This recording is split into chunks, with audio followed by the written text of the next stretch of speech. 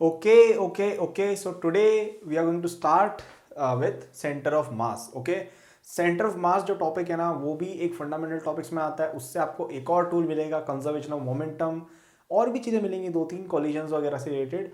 तो यहाँ पे हम सीखेंगे कई सारी नई चीज़ें, तो इसलिए इसको ध्यान देना हो जाता है ज़रूरी। ओके, सेंटर ऑफ मास तक आप एक तरह से कह सकते हैं आप स्टिल बिल्डिंग योर फिजिक्स का बेस। ओके, अब इस टॉपिक में यूजुअली 3-4 तरह के टॉपिक्स रहते हैं, जिनमें से एक टॉपिक मैं अगली वीडियो के लिए छोड़ूंगा, बाकी सब मैं ट्राई करूंगा एक ही वीडियो में हो जाए। तो अभी अपन कवर करेंगे सेंटर ऑफ मास क्या होता है, मोमेंटम क्या होता है, मोशन ऑफ सेंटर ऑफ मास, थोड़ा बहुत इम्पल्स के बारे में देखेंगे, और कॉलिजन्स जो है काफ़ी बड़ा टॉपिक है और जिसमें ये सारी चीज़ें अप्लाई हो जाती है कहीं ना कहीं। तो वहाँ पे हम कॉलिजन्स के कुछ क्वेश्चंस करेंगे। कॉलिजन्स एक थोड़ा बड़ा टॉपिक है। ओके, तो अब देखो ये जो टॉपिक है इसके अंदर क्वेश्चंस देखा जाए तो बहुत ज़्यादा ऐसे कुछ खास आएंगे नहीं। ठीक है, मोमेंटम कंजर्वेशन पे कभी कभी आ जाते हैं, सेंटर ऑफ मास की शिफ्टिंग पे कभी कभी क्वेश्चंस आ जाते हैं, बट अभी तक आपने देखा हो तो क्वेश्चन प्रैक्टिस पे इतना ज़्यादा फोकस नहीं रहा है, क्योंकि अभी तक जो क्वेश्चंस आए ना उनसे इंडिविजुअली क्वेश्चन बहुत रेयरली बनता है। क्वेश्चंस कब बनते हैं, जब आप 4-5 टॉपिक्स को कंबाइन करते हो, है ना। तो एनीवेज हम शुरू करते हैं सेंटर ऑफ मास के साथ। तो सेंटर ऑफ मास बेसिकली क्या होता है कि तुम्हारे पास एक बॉडी है, ठीक है। अगर तुम्हें इसकी स्टडी करनी हो इस तरह से कि तुम इसको एक पॉइंट की तरह रिप्रेजेंट कर दो, तो अब वो पॉइंट ये भी हो सकता है, ये भी हो सकता है, ये भी हो सकता है, ये भी हो सकता है, तो कौन सा ले। तो एक पॉइंट ऐसा होता है जिसको अगर हम मान लें कि इसका सारा मास एक पॉइंट पे कॉन्सेंट्रेटेड है, तो वो उसका एक बहुत अच्छा रिप्रेजेंटेशन हो जाता है। तो उसको हम कहते हैं सेंटर ऑफ मास, उस पॉइंट को कहते हैं। ठीक है, इससे दुनिया की सारी प्रॉब्लम सॉल्व नहीं हो जाती है, लेकिन एक आसानी हो जाती है। जैसे अपन नहीं कहते कि जैसे मैथ्स के अंदर जैसे स्टेटिस्टिक्स है, उसमें आपने छोटी क्लास में पढ़ा होगा कि सेंट्रल टेंडेंसी के मेजर्स, तो उसमें एक जैसे हम मीन पढ़ते हैं, हम बोलते हैं कि यार अगर तुम्हारे पास कुछ सैंपल है, कुछ पॉइंट्स हैं, तो उन पॉइंट्स का जो मीन है वो कहीं ना कहीं एक अच्छा रिप्रेजेंटेशन होता है उस सैंपल का, मतलब ठीक है कुछ पैरामीटर्स में। तो वैसे ही सेंटर ऑफ मास एक ऐसा पॉइंट है जिसपे अगर तुम मान लो कि ये बॉडी पूरी की पूरी एक पॉइंट ऑब्जेक्ट है of the same mass concentrated on centre of मास, तो हम मान लेते हैं कि यार ये एक अच्छा रिप्रेजेंटेशन है और इससे हम कैलकुलेशन थोड़ी आसान कर लेते हैं। जैसे अब इसका फॉर्मूला क्या होता है, तो इसको मैं ऐसे याद रखता हूँ केवल,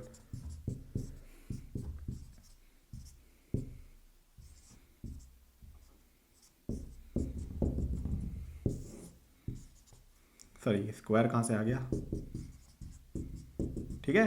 सेंटर ऑफ मास का जो पोजीशन वेक्टर होता है वो क्या होता है, m1 इंटू आर। देखो तो अगर जैसे तुम्हारा जो बॉडी है ना उसमें बहुत सारे पार्टिकल्स हैं, m1 मास का पहला पार्टिकल है, एक m2 पार्टिकल है, m3, m4, मतलब ये बेसिकली पॉइंट्स हैं जिनसे तुम्हारी बॉडी कंपोज्ड है। जैसे ये पत्थर देखो तो इसमें छोटे छोटे छोटे एटम्स या मॉलिक्यूल्स ये सब होंगे ना, तो उनमें हम कोई एक सर्टेन आर्बिट्रेरी टुकड़े को हम बोल रहे हैं कि ये एक पॉइंट है और उसका मास है m1, m2, m3, m4 ऐसा। तो अगर जैसे एक सर्टेन कोऑर्डिनेट सिस्टम में इसका पोजीशन वेक्टर r1 वेक्टर है, पोजीशन वेक्टर मैंने बताया था क्या होता है, बेसिकली कोऑर्डिनेट्स ही, ठीक है। तो हम ऐसे निकाल लेंगे। तो अगर हमें x कंपोनेंट के हिसाब से देखना है, x और y की तरह देखना है, तो आप x और y के टर्म्स में देख लो कि x component of centre of mass is given by m1x1 plus m2x2 and so on divide by m1 plus m2 plus m3 and so on. ठीक है, फटाफट लिखा है भाई, राइटिंग पे मत जाना, मैंने बोला भी है क्या लिखा है तो तुम ध्यान से लिखा है। ठीक है, तो x कोऑर्डिनेट सेंटर मास क्या होगा, m1x1 plus m2x2 and so on by m1 plus m2 plus m3 and so on. ठीक है, अब y का भी सेम हो जाएगा, x की जगह y लिख देना। अपन इस पर फटाफट से एक छोटा सा क्वेश्चन कर लेते हैं। ठीक है, तो एक क्वेश्चन ये तो आता ही आता है, कभी कभी आपके काम आ जाता है एटलीस्ट, कि सेंटर ऑफ मास निकालो, 3-4 पॉइंट्स दिए हैं। तो जैसे ही आपको पॉइंट दिए हैं 3, ठीक है, ये 2 kg का है, ये 1 kg का है, ये 3 kg का है, ये है 2,0 पे, ये है 0,3 पे, और ये 0,0 पे। बोला है सेंटर ऑफ मास क्या होगा, तो हम सबसे पहले फॉर्मूला लगाएंगे। x सेंटर ऑफ मास क्या होगा, m1x1, तो 1 into 0 plus m2x2, 2 into 2 m3x3, 3 into 0 divide by m1 plus m2 plus m3, कितना हो जाएगा 0, 4, तो ये हो जाएगा 4/6 या 2/3। y सेंटर ऑफ मास कितना हो जाएगा, m1 y1 0 into 1, sorry m1 into y1 plus m2 into y2 plus m3 into y3 divide by m1 plus m2 plus m3 जो 6 था, तो ये हो जाएगा 4/3। तो अपना सेंटर ऑफ मास क्या आ गया, 2/3, 4/3। सेंटर ऑफ मास हमेशा उस साइड रहेगा जहाँ पे मास आपका ज़्यादा हो। जैसे देखो सबसे भारी ये है, तो अगर अपन 2/3, 4/3 को अगर प्लॉट करें, तो 2/3 लगभग यहाँ आएगा, 4/3 लगभग यहाँ आएगा। तो तुम देखो इसका लगभग तुम प्लॉटिंग करोगे ना, तो देखो सबसे भारी पार्टिकल है ये, उसके पास में होगा, ठीक है, इससे थोड़ा दूर, इससे थोड़ा और दूर, ठीक है, इससे सबसे कम दूर रहेगा वैसे वो, ठीक है, इसमें शायद शो नहीं हो रहा होगा, I don't know why, but सबसे पास में ये कहीं ना कहीं। तो देखो ऐसा रहता है, पहली बात ये ट्राइंगल भी मैंने कहीं से नहीं बनाया है, तो ठीक है, एनीवेज तुम ड्रॉ करो तुम्हें पता चल जाएगा, और ये अंडरस्टैंडेबल भी है। अगर मेरे पास 3 जैसे लोग हैं, ठीक है, जिनके पास लेट्स से ये बेसिकली एक तरह का एवरेज पार्टिकल आप कह सकते हो, तो सिंपल सी बात है, एवरेज उस पॉइंट की तरफ ज़्यादा जाता है जो सबसे हैवी हो, तो इसलिए इसके पास में होगा। ये एक इंट्यूशन वाली चीज़ है, ठीक है, समझ में आ रही है तो अच्छा है, नहीं आ रही है तो थोड़ा सा विजुलाइज करके देखो कि सेंटर ऑफ मास जो बॉडी हैवी है उसके पास ज़्यादा होगा। ओके, तो ये हो गया अभी आपका सेंटर ऑफ मास का डेफिनेशन। अब सेंटर ऑफ मास कुछ सर्टेन ऑब्जेक्ट्स का निकालते हैं हम इंटीग्रेशन के थ्रू, ठीक है। अब यार वो इंटीग्रेशन मैं यहाँ शो नहीं करूंगा, क्यों? क्योंकि पहली बात वो चीज़ इतनी ज़्यादा मेरे हिसाब से यूजफुल भी नहीं है, प्लस वो चीज़ थोड़ी लंबी है, ठीक है, और सबको समझ में नहीं आती, उससे बच्चे कंफ्यूज ज़्यादा होते हैं, सीखते कम है। तो हम यहाँ पे आपको बता देंगे, बेसिक आइडिया मैं दे दूंगा कैसे डेराइव करना है। डेराइव तुम्हें खुद करना चाहिए, अगर नहीं कर पाए HC वर्मा के अंदर बहुत अच्छे से डेरिवेशन कर रखा है, ठीक है, मैं जैसा करूंगा वही का वही मिलेगा आपको वहाँ पे भी, तो मैं यहाँ पे वही का वही छापूंगा, इससे बढ़िया आप देख सकते हो, हमारा टाइम दोनों का सेव होगा, आपकी प्रिपरेशन जल्दी होगी, ठीक है। आइडिया दे दूंगा मैं, चिंता मत करो। तो एक रॉड अगर है, उसका सेंटर ऑफ मास होता है इसके सेंटर पे, ठीक है, रॉड के सेंटर पे, तो अगर इसकी लेंथ L है तो यहाँ से L/2 डिस्टेंस पे होगा रॉड का, ठीक है, ये सेंटर ऑफ मास हो गया। अगर तुम्हारे पास एक हेमिस्फीयर, सॉरी, तुम्हारे पास अगर एक वायर है जो सेमी सर्कुलर बेंड है, ठीक है, ये वायर है, ठीक है, ये डिस्क नहीं है, वायर है, तो इसका जो सेंटर ऑफ मास होता है ना, ये इसके सेंटर लाइन के अलॉन्ग लाया करता है, और ये जो डिस्टेंस है ना, ये डिस्टेंस होती है तुम्हारी 2r/π, ठीक है, समझ रहे हो। जैसे ये तुम्हारा वायर है, तो इसका जो सेंटर वाला पॉइंट है ना, ये इससे अपन को सीधा ऊपर चलना है 2r/π डिस्टेंस पे, वहां पे सेंटर ऑफ मास मिल जाएगा, जैसा मैंने डायग्राम में शो कर रखा है। अगर तुम्हारे पास डिस्क है, ठीक है, डिस्क मतलब यहाँ पे कुछ ना कुछ भरा हुआ है, यहाँ पे वायर था, ठीक है, और ये यहाँ पे बीच में कुछ कनेक्टेड नहीं था, ठीक है, ये वायर केवल सेमी सर्कल है, डायमीटर में ड्रॉ कर देना है यहाँ पे, ये कुछ नहीं है, डॉटेड लाइन है बस, ठीक है, ये सब कुछ नहीं है, केवल वायर है। यहाँ पे आपकी पूरी डिस्क है, तो यहाँ पे ये यहाँ पे भी सेम सेंटर लाइन पे सेंटर ऑफ मास लाया करेगा, और ये डिस्टेंस कितना हो जाएगा 4r/3π, ठीक है, ध्यान से देखो, ये डिस्टेंस 2r/π, ये डिस्टेंस 4r/π, ये तुम्हारा सेंटर ऑफ मास है। ओके, इसके अलावा अगर तुम्हारे पास एक हेमिस्फीयर है, ठीक है, हॉलो हेमिस्फीयर, तो ये मतलब बेसिकली एक ढक्कन है, ठीक है, ढक्कन होंगे ना, जैसे तगारा, जैसे कैसे बताऊं तुम्हें, कौन सी चीज़ है, जैसे एक बल्ब लो, बल्ब, ठीक है, बल्ब होता है ना, अगर तुम बल्ब को स्फेयर मानो, इसको आधा काट दो, तो तुम्हारे पास जो बचेगा, या मैं उसकी बात कर रहा हूँ, ठीक है, एक बल्ब लो, उसको काट दो, तो उसके अंदर कुछ माल नहीं होता है, वो एक शेल होता है, ठीक है, या अंडा लो, अंडे को बीच में से काट दो एकदम एग्जैक्ट, तो वो जो बचेगा ना शेल, उसकी बात कर रहे हैं, तो वहाँ पे r/2 डिस्टेंस ऊपर होता है सेंटर से जस्ट, ठीक है, मतलब तुम्हारे जो सेंटर है ना, ये सेंटर अगर तुम्हारा है, ठीक है, जैसे ये अगर अपना वो है, तो जो सेंटर होगा उससे r/2 डिस्टेंस ऊपर होगा आपका सेंटर ऑफ मास, ठीक है। और अगर तुम बना लो ऐसा ही एक हेमिस्फीयर, ठीक है, मतलब उस शेल के अंदर तुम पेंट भी भर दो और पूरा यूनिफॉर्म कर दो, जैसे अपन अर्थ को ले, अर्थ को बीच से काट दे एकदम फिश करके इक्वेटर के यहाँ से, ठीक है, अर्थ को अगर हमने काटा इक्वेटर से, तो जो बचेगा ना, 2 हिस्से बचेंगे, दोनों के दोनों क्या है आपके सॉलिड हेमिस्फीयर। इसमें होता है 3r/8 डिस्टेंस पे सेंटर से, ठीक है, मतलब सेंटर लो, उससे जस्ट ऊपर जाओ, 3r/8 डिस्टेंस पे सेंटर ऑफ मास तुम्हें मिल जाएगा। ओके, मोस्टली इन सब से काम बन जाता है, इतना ही चाहिए होता है, बाकी तो आई डोंट थिंक कोई और चीज़ इंपॉर्टेंट है, ठीक है। अब इनका थोड़ा इंट्यूशन देखते हैं, तो देखो हमेशा ध्यान रखना है कि सेंटर ऑफ मास जो है ना, वो सिमेट्रिकल ऑब्जेक्ट्स के लिए सेंटर से रिलेटेड होगा, ठीक है, जैसे अपन देखते हैं, जैसे रॉड है, अब यार रॉड में यार तुम्हें ऑब्वियसली थोड़ा पता नहीं चल रहा है कि यार अगर अपन को जैसे पेन है, अगर यूनिफॉर्म पेन मान लो इसको तुम, ठीक है, मतलब ढक्कन वक्कन को भूल जाओ, यूनिफॉर्म पेन है, तो इसमें अगर तुम सोचो कि यार इसका सेंटर ऑफ मास कहाँ होना चाहिए, एक पॉइंट कौन सा ले जिसको हम रिप्रेजेंट करें, तो हम क्या ये वाला पॉइंट ले, नहीं, ये वाला पॉइंट ले, नहीं, ऑब्वियसली लग रहा है कि बीच वाला पॉइंट ले तो सही रहेगा, क्योंकि यूनिफॉर्म डिस्ट्रीब्यूशन है, ठीक है। अगर तुम इसको रोटेट करके उल्टा भी कर दोगे तो भी पेन तो सेम ही दिख रहा है, लेकिन सेंटर सेम रहेगा, तो सेंटर हो जाएगा, सिंपल सी बात है। ये चीज़ में ऑब्वियस ये चीज़ नहीं है, ये इंटीग्रेशन करने से आता है, लेकिन ये तो पता चल रहा है ना यार कि ये इसके अलॉन्ग होना चाहिए, ठीक है। वायर इस लाइन के लॉन्ग सिमेट्रिकल है तो वहां पे सेंटर ऑफ मास लाई करेगा। क्यों? क्योंकि अगर जैसे इस लाइन पर नहीं यहाँ होता और तुमने वायर को रोटेट कर दिया तो सेंटर ऑफ मास यहाँ की जगह यहाँ आ जाता, जबकि डिस्ट्रीब्यूशन ऑफ मास अभी भी सेम है ना। सेम चीज अगर तुम यहाँ सोचोगे तो भी सेंटर लाइन पे आना चाहिए, ये पता चल रहा है, ठीक है। तो ये चीज याद कर सकते हो। वैसे कोई देखो जरूरत नहीं पड़ेगी कभी भी जिंदगी में, लेकिन कभी जैसे आ गया जेई में तो तुम लोग फिर अटक जाओगे भाई ये क्या हो गया, ठीक है। इनके डेरिवेशन एचसीएम में बहुत बढ़िया बढ़िया कर रखे हैं।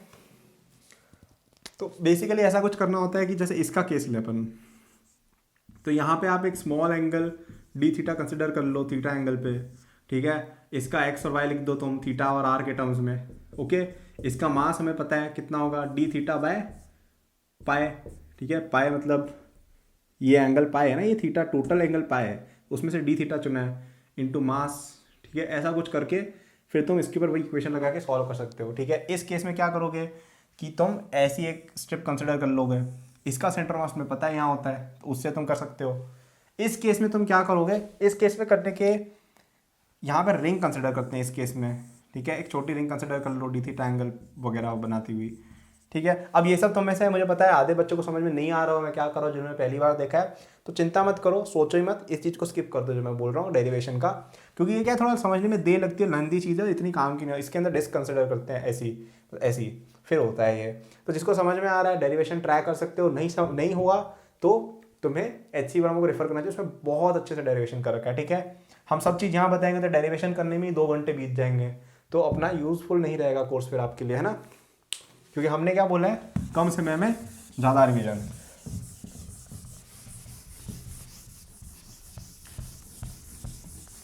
ठीक है। अब यहाँ पे centre of mass of combined objects निकालना भी आना चाहिए। जैसे कभी कभी क्या देंगे, एक रॉड ये दे रखी है मास m की, एक रॉड ये दे रखी है, इसका सेंटर ऑफ मास निकालो, ये m है ये 2m है, यूनिफॉर्म रॉड्स है। तो अपन क्या करेंगे, इसको पार्टिकल की तरह रिप्लेस कर देंगे, इसका पार्टिकल सेंटर ऑफ मास पे होगा, ये पार्टिकल सेंटर ऑफ मास पे होगा। फिर अपन को क्या करना है, कुछ नहीं करना है, ये 2 पार्टिकल्स है इनका सेंटर ऑफ मास निकालना, सिंपल सी बात, ठीक है। Centre of mass is the particle which represents that entire object physically, ठीक है। तो अगर तुम इसका सेंटर ऑफ मास निकालोगे दैट इज इक्विवेलेंट टू कि यहाँ का और इसका सेंटर ऑफ मास निकालोगे भी सेम है, क्योंकि सेंटर ऑफ मास है ही यही चीज कि यार आपके ऑब्जेक्ट को अगर एक ऑब्जेक्ट बताना हो तो कैसे बताएं, तो ये बता दो ये बता दो। अब तुम इस पे कैलकुलेशन करो इस पे कैलकुलेशन करो, is the same as calculating on this and this. यही सेंटर ऑफ मास का कॉन्सेप्ट है और यही आपको समझना है। ये समझ में आ गया, सेंटर ऑफ मास का हर क्वेश्चन बना के आओगे, ओके। अब जैसे अपन एक और क्वेश्चन देखते हैं। एक क्या होता है कि छेद कर देते हैं प्लेट के अंदर, ऐसे चूहा आके छेद कर जाता है, यूनिफॉर्म डिस्क है, बोलते हैं कि इसका रेडियस आर है, यूनिफॉर्म डिस्क है, तो ये हमने बीच में r/2 का छेद कर दिया, ठीक है। तो बोलेंगे इसका सेंटर ऑफ मास बताओ कहाँ पे है। तो क्या करना है, कुछ नहीं करना है। इसको क्या तुम ऐसा करो कि अब यहाँ पे लोग टीचर लोग पता है क्या करते हैं, बोलते हैं नेगेटिव मास कुछ होता है, हाय हाय। तो नेगेटिव मास वगैरह में नहीं जाना, नेगेटिव मास कुछ होता नहीं है। कॉन्सेप्चुअली चलो ये देखो कि अगर हम इसको भर दें, ठीक है, अगर हम यहाँ पे एक प्लेट लगा दें, ठीक है, r/2 रेडियस की, इसी से डेंसिटी की, तो पूरी तरह से यूनिफॉर्म डिस्क बन जाएगी। इसका सेंटर ऑफ मास कहाँ होता है, बीच में होता है। अब वो जो मैंने फॉर्मूला बताया तो सेमी सर्कुलर डिस्क के लिए था, ठीक है, यहाँ मत लगा देना। कंप्लीट सर्कल है तो यूनिफॉर्म जो है, ठीक है। अब देखो यूनिफॉर्म, जैसे देखो ये जैसे मेरे कैमरा का ढक्कन है, ये देखो, इसको अगर तुम बात करो ना इसकी, तो हाँ, इस ढक्कन की अगर तुम बात करो तो ऐसा थोड़ी हो रहा है कि इसमें देख के पता चल रहा है कि सिमेट्रिकल चीज़ है तो इसका सेंटर मास के सेंटर पे होगा। सिंपल सी चीज़ें देख के पता चल रहा है, ठीक है। क्योंकि अगर तुम इसको एक पॉइंट रिप्रेजेंट करना चाहो तो यार ऐसे कर सकते हो बीच में रख के, ठीक है। मतलब यार ये थोड़ी सोचने वाली बात है। और तुम अगर इंटीग्रेशन से कैलकुलेट भी करोगे तो भी वही आएगा। या ऐसे देख लो ना, ये एक डिस्क है, इसका 4r/3 मैंने बताया था। एक और डिस्क है, ये भी 4r/3 है, ठीक है। दोनों ऑब्जेक्ट्स इक्वल डिस्टेंस पे, इनके सेंटर पे होगा, ये सेंटर आ गया, ऐसे भी देख सकते हो, ठीक है। 4r/3 था वो, ठीक है। पता नहीं मैंने उस समय क्या बोला था, 4r/3 बोला होगा वैसे तो, ठीक है।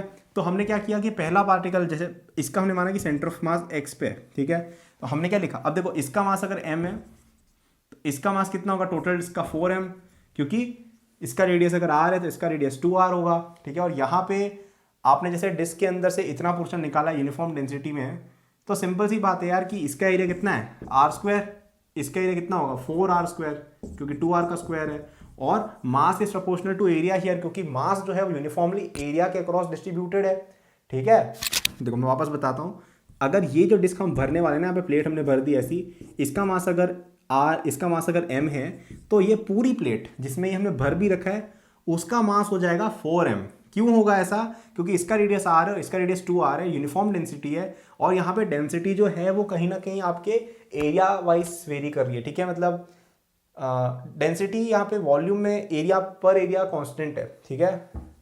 तो इस टोटल इसका मास 4m होगा, तो यानी कि बचा हुआ इससे इसका मास कितना हो जाएगा 3m। तो हम क्या लिखेंगे 3m इंटू एक्स प्लस इसका कहाँ है सेंटर मास r/2 पे, ठीक है, by 3m plus m equal to 0।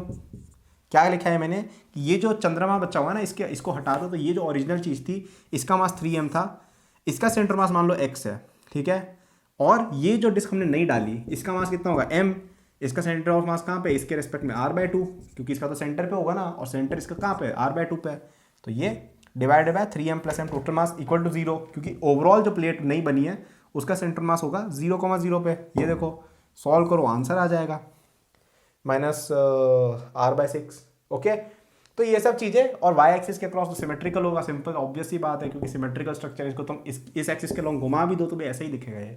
Okay, तो यार ये चीज़ थोड़ी सी टफ रहती है पहली बार समझने में, ठीक है।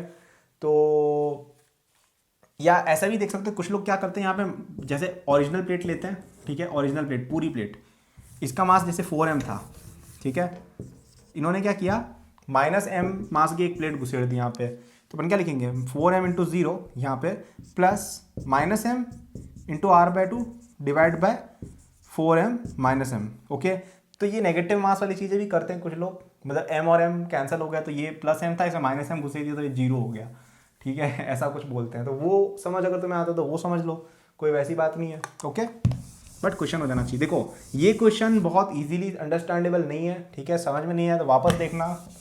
ओके, नहीं आया तो खुद करने की कोशिश करना, फिर भी नहीं होता ये -m +m वाले कॉन्सेप्ट से कर देना, कुछ भी नहीं करना है। ओरिजिनल वाली ली आपने डिस्क, ठीक है, +m, इसमें आपने यहाँ पे घुसा दी -m की एक छोटी सी डिस्क इस जगह एग्जैक्टली, तो ये बन जाएगा आपका, और जो आपको पूछा है वो बन जाएगा, ठीक है। तो हमने इसका सेंटर मास निकाला, इसके सेंटर ऑफ मास और इसके सेंटर मास का सेंटर ऑफ मास निकाल के बेस्ड ऑन दिस कॉन्फ़िगरेशन, तो इसका सेंटर मास कहाँ होगा यहीं पे, इसका सेंटर मास कहाँ होगा यहाँ पे, तो 4m into 0 plus -m into r/2, ठीक है। यही क्या है, मैंने बार बार समझा क्या मतलब नहीं है, आई थिंक अब तो समझ में आ गया होगा। तो ये था आपका सेंटर ऑफ मास क्या होता है। अब हम पढ़ेंगे यार अगले वीडियो में, ये वीडियो काफ़ी लेंथी हो गई, तो अगली वीडियो में हम पढ़ेंगे मोमेंटम क्या होता है, इम्पल्स क्या होता है, मोमेंटम कंजर्वेशन क्या होता है, etcetera. Thank you for watching this video till the and. I am sure that you enjoyed it. यदि आप अपनी पूरी जेई प्रिपरेशन मेरे साथ करना चाहते हैं तो आपको डिस्क्रिप्शन में मेरे जेई के फुल कोर्स का लिंक मिल जाएगा। इस कोर्स में आपको जो यूट्यूब पे मेरे लेक्चर्स और प्रॉब्लम सॉल्विंग के वीडियोस मिलते हैं उसके कंपेयर में बहुत ज़्यादा कंटेंट है, एंड आपको यहाँ पे practice sheet with solution, test series with solution दी मिलती है। It's a complete solution, you can rely on it. आप यदि किसी कोचिंग जाते हैं या अगर आप सेल्फ स्टडी करते हैं, in both cases it will be very useful, so do check it out. Okay, इसके अलावा मेरे जेई के फ्री नोट्स भी डिस्क्रिप्शन में लिंक्ड हैं, एंड डिस्क्रिप्शन में और भी मैंने बहुत सारे रिसोर्सेज फॉर स्टूडेंट्स डाले हुए हैं, जैसे the books that I recommend, my social media and my newsletter in case you want more content और if you want to approach me with any doubts और सजेशन। नोट्स हैं NEET के students के लिए, कॉलेज स्टूडेंट्स के लिए, startup enthusiast के लिए भी, ओलंपियाड एंथुसियास्ट के लिए भी कोर्सेज हैं, तो चेक जरूर कर लीजिएगा डिस्क्रिप्शन, आपको काफ़ी यूजफुल रिसोर्सेज वहाँ मिलेंगे। Thank for watching, like subscribe कर लीजिएगा for more such videos. Good luck.